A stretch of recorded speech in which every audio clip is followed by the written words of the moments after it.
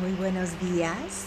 Hoy les voy a enseñar cómo hacer una fogata con su hijo o hija. Aquí tenemos una fogata que es hecho de papel con un abanico y también alrededor encontré materiales en el parque. Puedes usar piedras o lo que sea. Utilizando materiales que encontré en la tienda de $1 de Dollar Tree, puedes encontrar este tipo de material.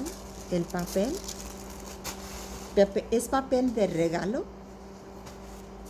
en diferentes colores, en amarillo, anaranjado y el rojo.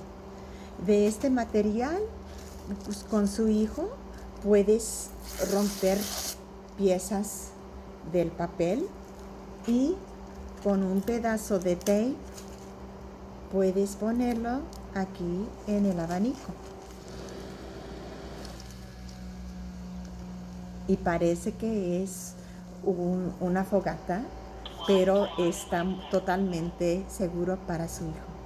Espero que encuentres que puedes hacer esta actividad con su hijo y que disfrutes su tiempo. Muchísimas gracias. Hasta luego.